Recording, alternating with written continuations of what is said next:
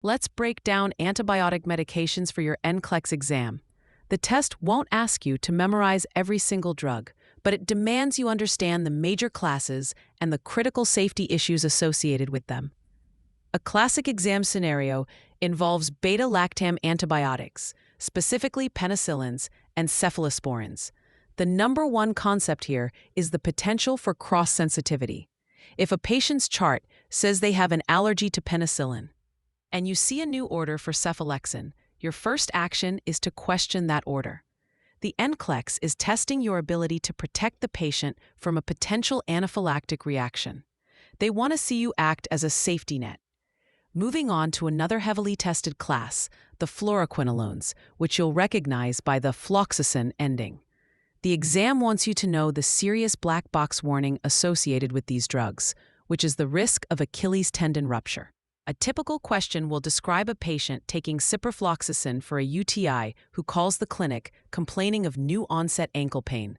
The priority nursing instruction is to tell the patient to stop taking the medication immediately and notify their healthcare provider.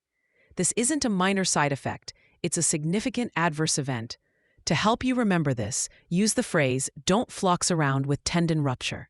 It's a direct link between the drug name suffix and the most severe risk. Next are the aminoglycosides, the heavy hitters like gentamicin and neomycin. When you see these drugs, your brain should immediately think of two major toxicities, nephrotoxicity and ototoxicity. The NCLEX will test this by presenting you with patient data. For instance, a patient is receiving intravenous gentamicin, and their latest lab results show an elevated serum creatinine and blood urea nitrogen.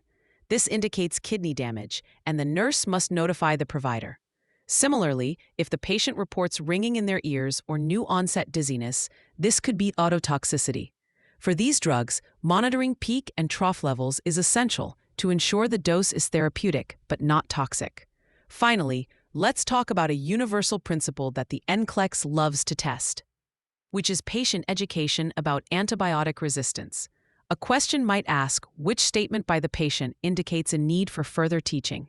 If the patient says, "I can stop taking my amoxicillin as soon as I feel better," that is your red flag.